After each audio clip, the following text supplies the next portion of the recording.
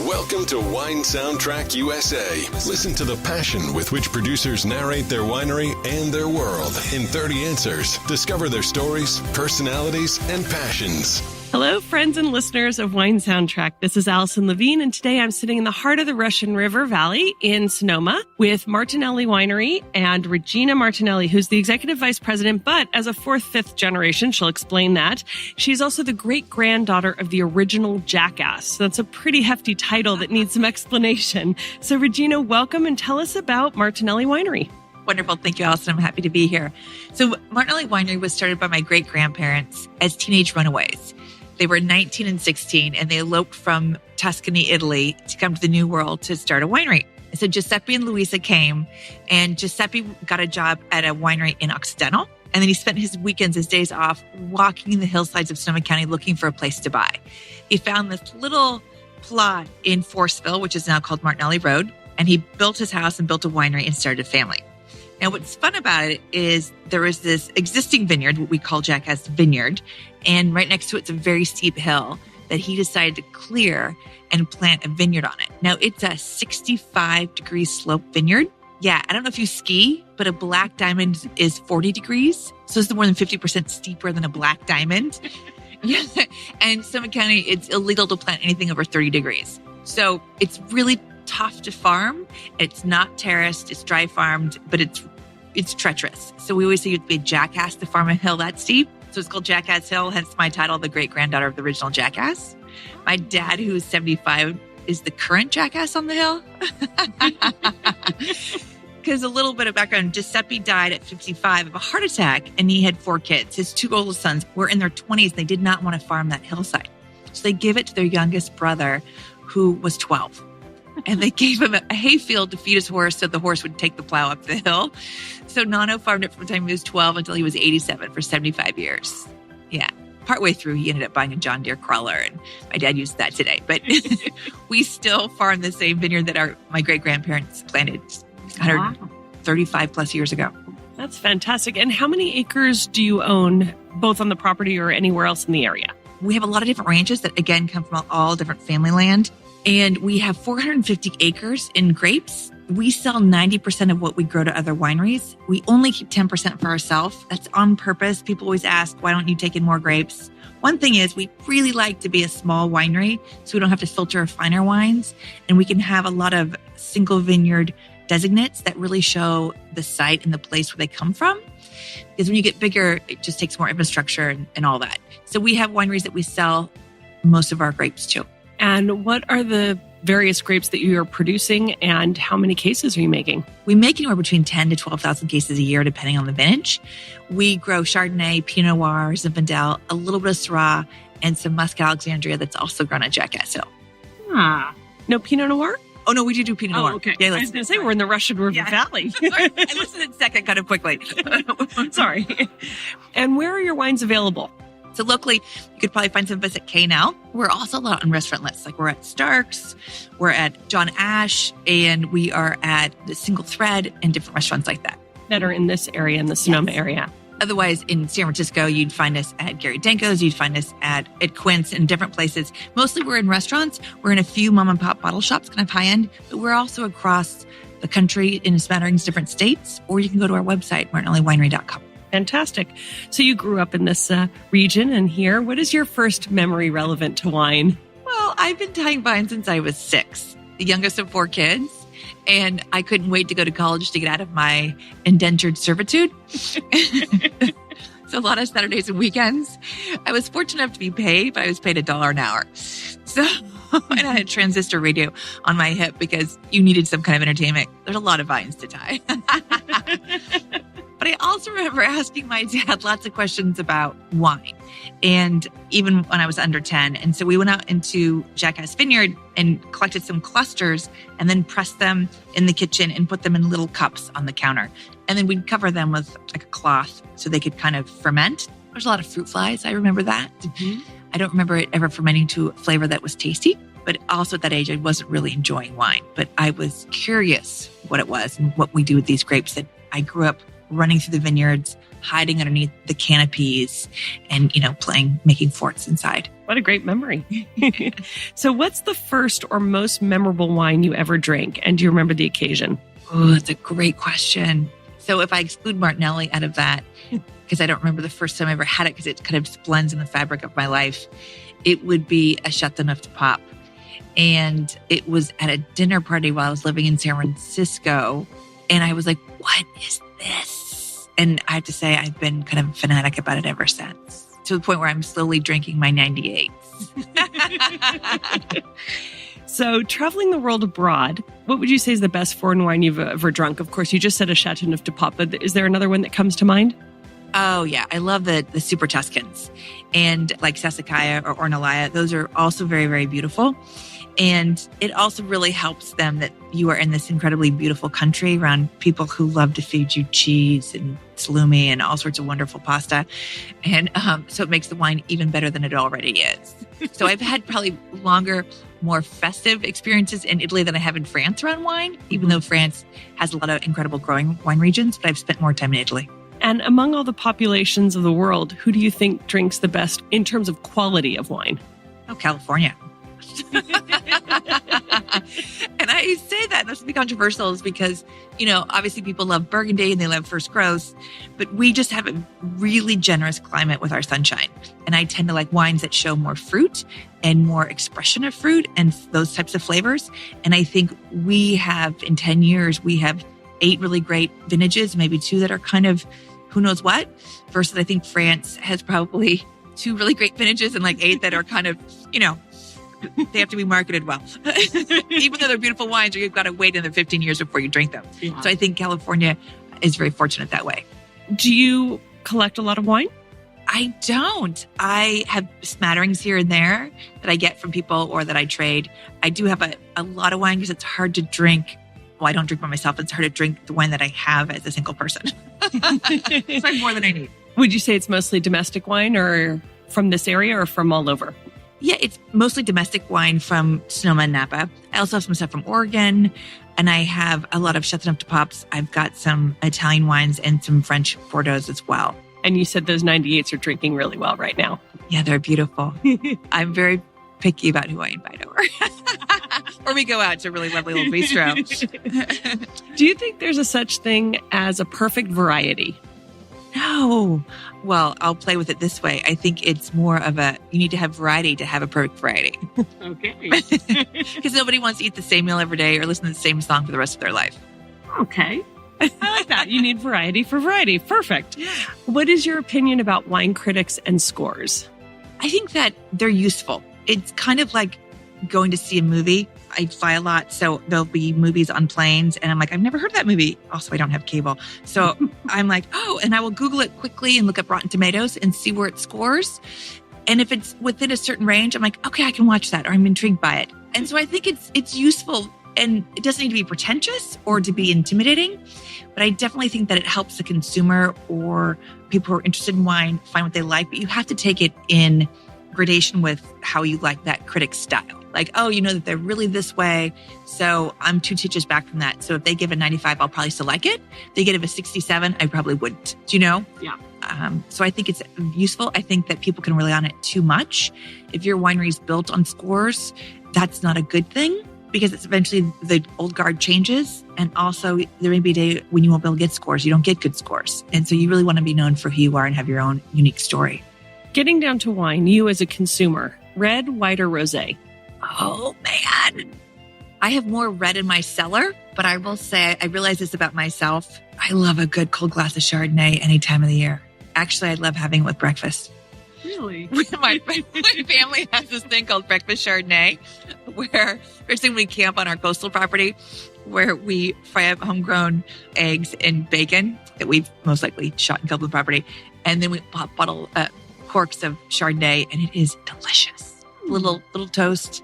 It's really something to have between 9 and noon. When your palate's fresh, why not? Exactly. And you'd be amazed, especially an older Chardonnay that kind of gets a little more nutty. Mm-hmm. Goes really great with Thomas's English muffin with a little butter, even almond butter on top of it. It's delicious. Ooh, you're making me hungry. Okay, so sparkling or still? Ooh. For water, still. For wine, I do love a good yeasty sparkling. Champagne or from somewhere else? Champagne. What is your approach to food and wine pairing? Do you like to follow the rules and sort of do white wine with fish and red wine with meat, or do you take a different approach? And what do you suggest people do? I don't follow the rules. I actually drink what... Yeah. You drink with breakfast. So. Yeah. I know. It's true. I made my own rules. No, I usually drink what I like, and then I order what I like. And I know that'll drives people crazy, but the truth is, I know if I take a sip of wine, oh my God, I'm really going to love that Chateauneuf pop. I'm like, oh, look, there's sea bass. This is also delicious, and I eat that.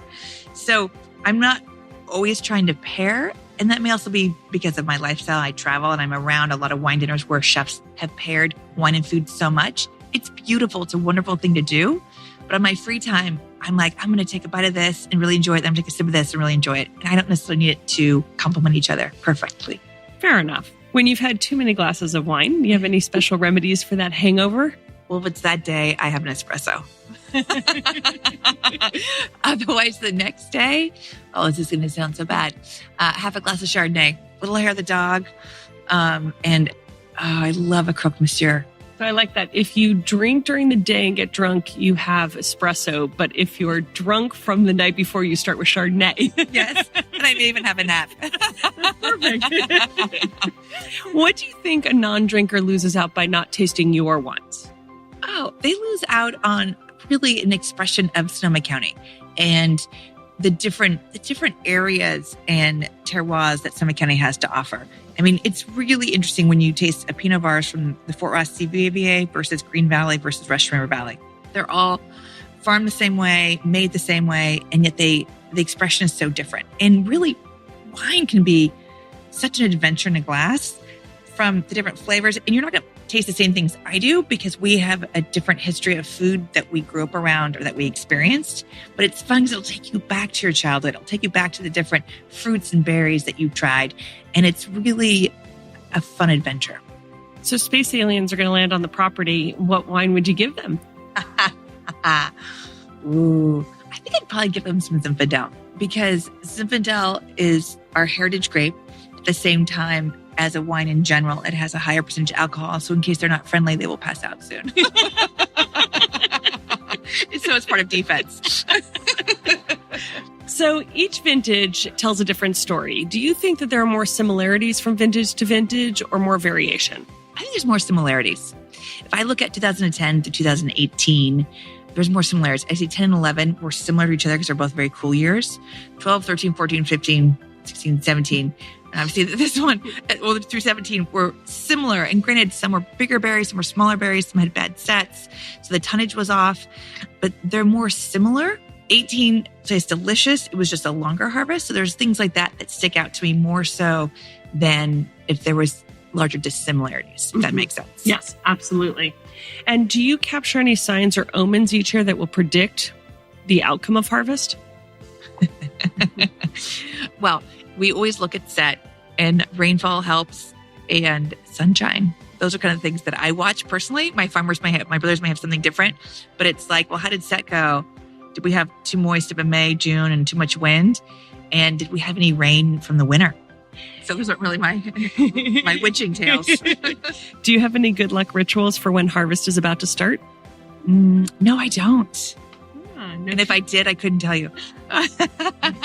No rituals for the winery or for the team?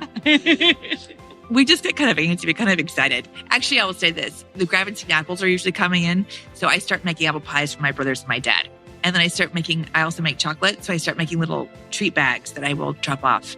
This year, it's funny. I made an apple pie for my brother, and he asked my brother Lee, and he goes, "Did you make one for my brother George?" And I said, "No, George never asked." And I realized I actually never offered.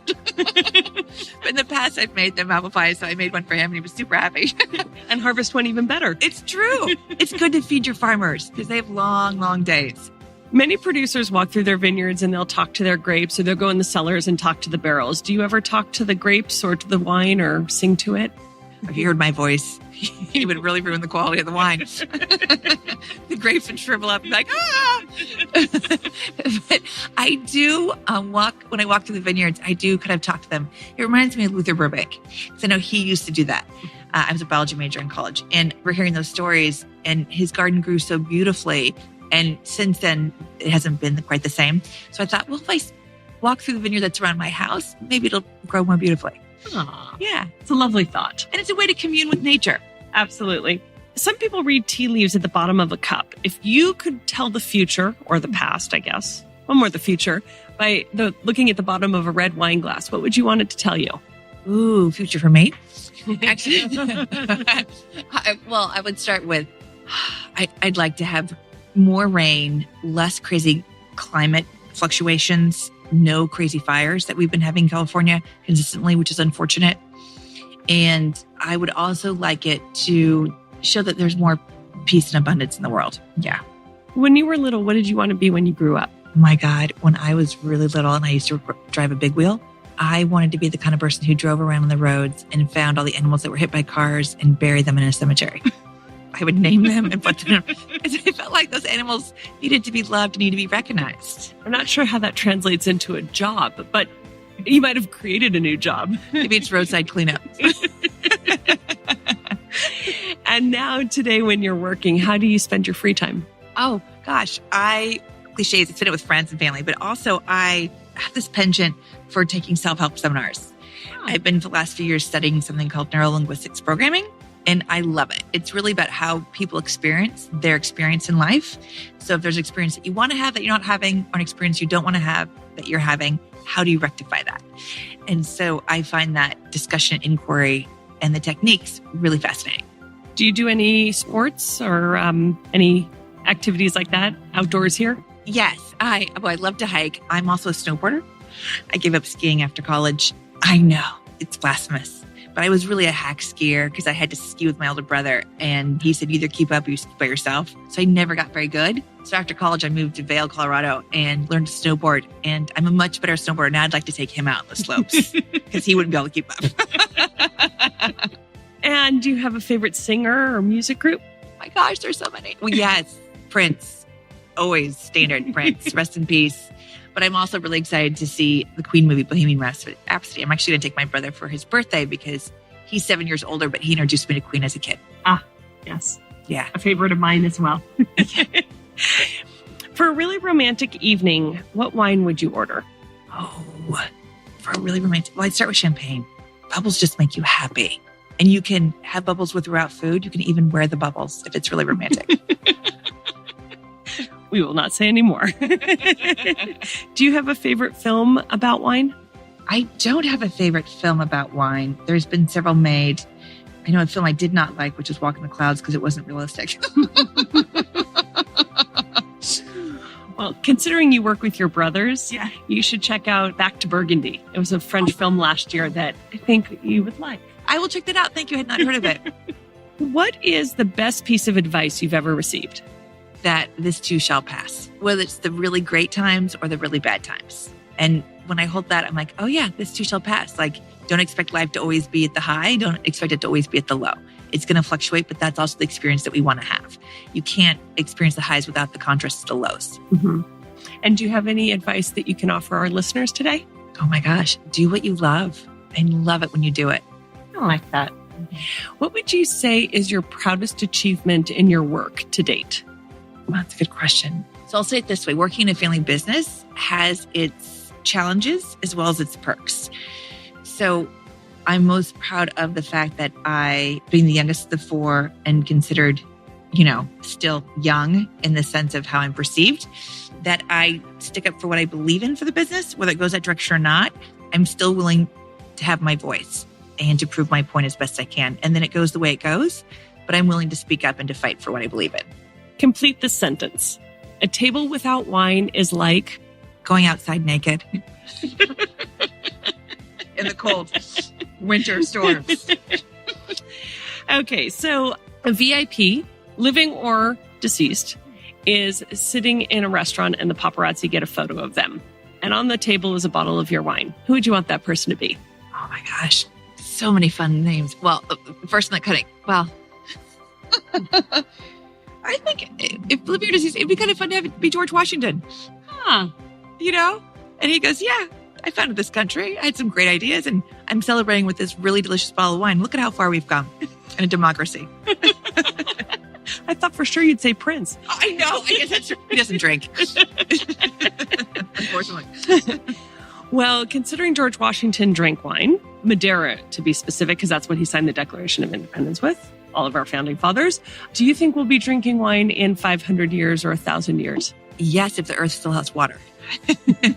Because I think there's a love of celebration, and wine represents that bit of celebration, that bit of connection and conversation. Outside of our food will change. I think our availability of food will change, and the resources that we use, whether how the oceans look or how the land looks. But I think people love wine too much. At least that's my hope. I hope that the grape leaves at the bottom of my tea glass tell me that. What 3 wines would you take with you to a deserted island? Our Blue Slide Ridge Pinot Noir, because when I open a bottle of that, I take the phone off the hook and I lock the door, and I do not invite people over. I don't like to share that wine. A bottle of Beaucastel, just enough to pop. And then, a bottle of champagne, kind of that more yeasty, older vintage style champagne. Those would be my 3 favorites. Light and heavy. What would be one winemaking region in the world that you still want to explore? I have not been to Argentina. I've not been down there in South America, and I would love to delve into it. And it's, there's a lot going on, and it just seems so different than what we do up here. I mean, you grow grapes, but it just seems very different in the varietals and the style. So we're almost finished, but it's time for a little game we like to play. Wine, soundtrack, music. We've talked a little bit about music. We've talked a little about wine. So based on some of the wines you've told me, I'd like you to tell me what music it makes you think of or what you'd want to listen to. So let's start with that Pinot Noir that you lock the door and don't share with anyone. That would be a Prince song. It'd be Sexy Motherfucker. There's a horn section in that is to die for. What about the Beaucastel? Ooh, the Beaucastel. I would probably do, Stevie Wonder comes to mind. Something from In the Keys of Life, that album. Champagne, of course. Ooh, champagne. That's going to be more fun and more perky. Did you ever see that movie, Big Night? Mm-hmm. There's something on there. It's Rosemary Clooney's Mambo. I can't sing it because I'll sound awful, but it's a very playful, fun Mambo song. Italiano. Yeah, Mambo Italiano. Even though it'll be champagne, it'll be French, but it's like get up and dance around the table kind of a playfulness. And Zinfandel. Zinfandel. I'd probably do Zeppelin. I love Fool in the Rain. That's a nice eclectic mix of music for a nice eclectic group of wines. Well, Regina, thank you so much for joining us today. And before we go, can you remind people where they can find you and your wines? Yes, thank you.